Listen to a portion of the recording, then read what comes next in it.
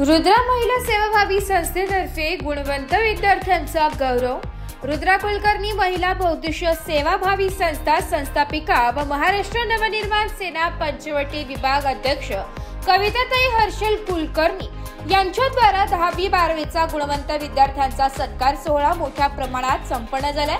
यामध्ये तारवाला नगर, लांबखेडे, मळा प्रभाग 4 येथील 70 विद्यार्थ्यांना रुद्रा कुलकर्णी संस्थेमार्फत सन्मान चिन्ह देऊन सत्कार सोहळा करण्यात आला।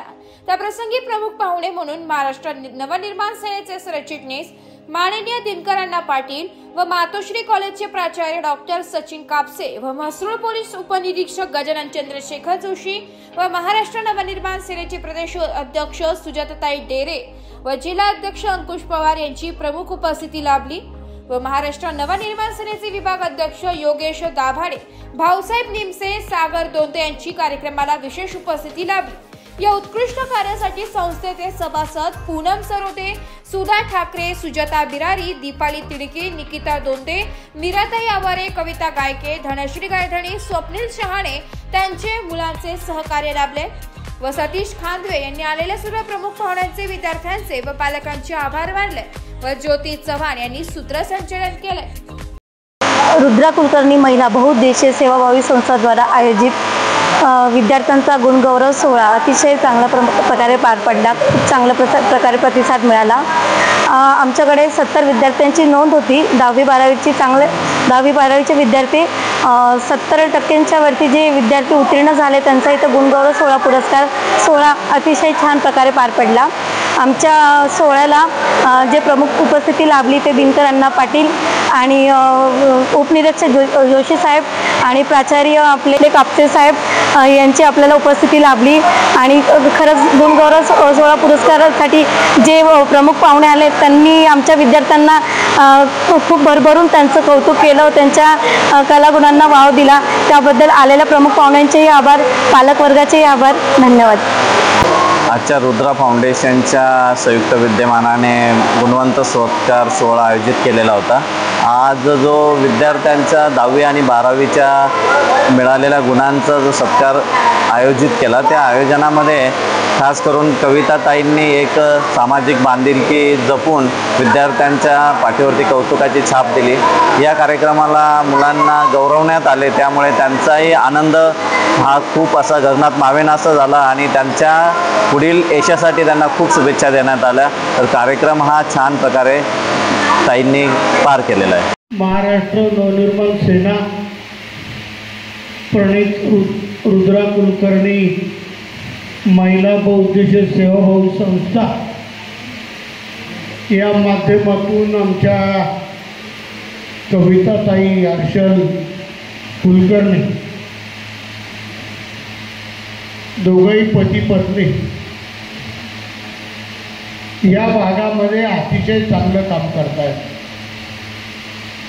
आणि आज जे विद्यार्थ्यांना चांगले गुण मिळाले त्यांचा सत्कार,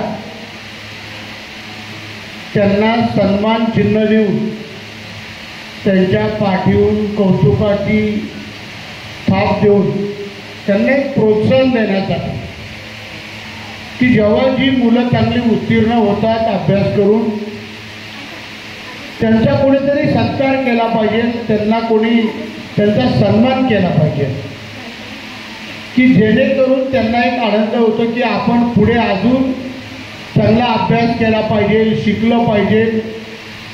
आणि आजच्या युगामध्ये शिक्षण फार महत्त्वाचं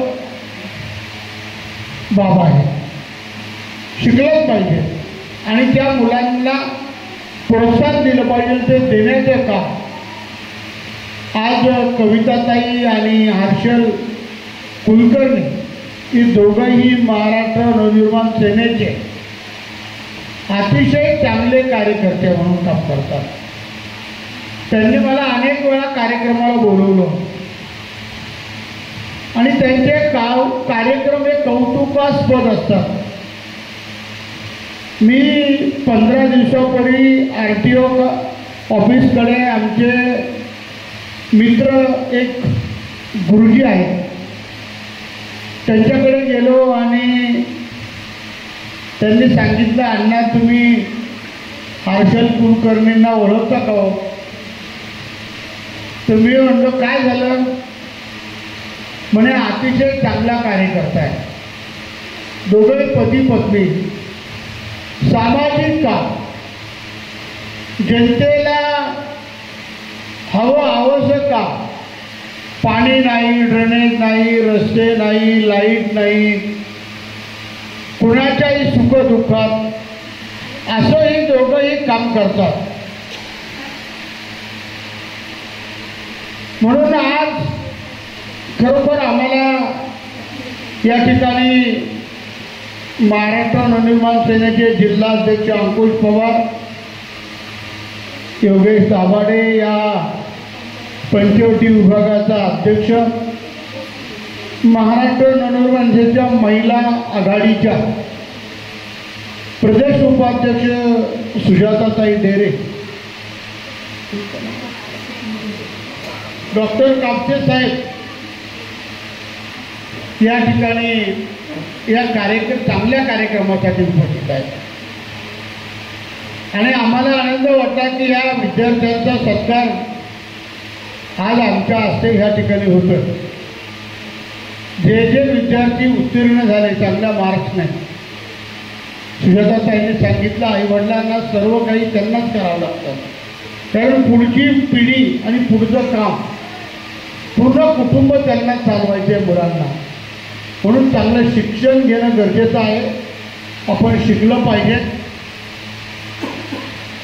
आणि आईवडिलांच्या ज्या अपेक्षा असतात त्या पुढे पूर्ण केल्या पाहिजे. आणि तुम्हाला ज्या विषयाची आवड आहे तो विषय तुम्ही घेऊन पुढे गेलं पाहिजे.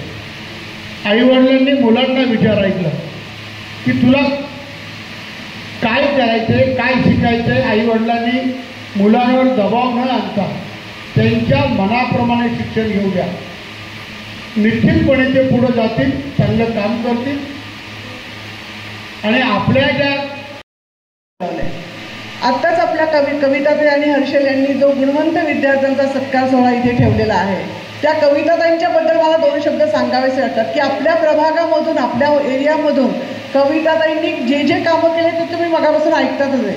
त्याच्यामध्ये विद्यार्थ्यांसाठी त्यांनी खूप व्यवस्थित अभ्यासिका, त्यांना मुलांना मार्गदर्शन केंद्र चालू करणं, व महिलांसाठी पाककला स्पर्धा घेणं, महिलांसाठी रांगोळी स्पर्धा घेणं, नंतर तुमच्या सगळ्यांचा अभ्यास चांगला होणं, आईला त्रास न होण्यासाठी हंडा मोर्चा सुद्धा काढला. हंडा मोर्चा याच्यासाठी की तुम्हाला पाणी वेळेवर तुम्ही डिस्टर्ब होऊ नये, तुम्ही अभ्यास करत असता घरात, तुमच्याकडे आईला लक्ष देता यावं.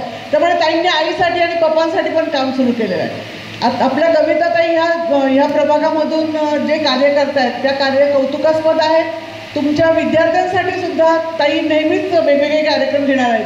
त्या ताईंनी तुम्हाला सांगितलं असतं की लहान मुलांचा जे योग शिक्षण असो किंवा अजून अभ्यासाचं जे शिक्षण मार्गदर्शन असो ते सुद्धा त्यांनी क्लासेस घेतलेले आहेत. मार्गदर्शन याच्यासाठी की तुम्हाला समजावं की आपण ठिकाणीने अभ्यास कसा करावा. आत्ताच मगाशी एक दादा बोललाच की मी अभ्यासच केला नाही तरी पास झालो. दुसरा दादा पण तेच बोलला, ती ताई पण तेच बोलली, मी अभ्यासच केला नाही पण पास झालो. नाही, तुम्ही अभ्यास केला पण मन लावून केला. जे वाचलं, एक पाठी वाचलं, एक पाठी मनन केलं. तुम्हाला तुमच्या आईने लाटणं घेऊनच बसलेली असेल तुमच्यासाठी की तुम्ही अभ्यास करा, अरे कुठे जाऊ नका. तुमच्यासाठी 3 वर्ष आई कुठे गेली नसेल, लग्न कार्य कुठे गेली तर फक्त तोंड दाखवून आली असेल. बरोबर की नाही भगिनींना? तुम्ही असंच केलं की नाही? कारण मुलांचं करिअर हे 9वी, 8वी, 9वी, 10वी हे असतं. 10वी, 11वी, 12वीमध्ये त्यांना पुढचं शिक्षण घ्यायचं असतं. तुम्हाला माहिती आहे आता मुलांसाठी जे काही आहे कला शिक्षण असो किंवा सायन्स असो किंवा कॉमर्स असो, याच्याही पलीकडे क्रीडा ह्याचं आपलं मार्गदर्शन जे असतं की तुम्ही याच्या परीक्षा द्याव्यात, आपल्या स्पर्धा परीक्षा द्याव्यात. स्पर्धा परीक्षांकडे तुमचं सगळ्यांचं लक्ष देणं. आपल्या प्रभागामध्ये, आपल्या शहरामध्ये क्लास कोणते चांगले आहेत ते क्लासेस त्या निवडतात.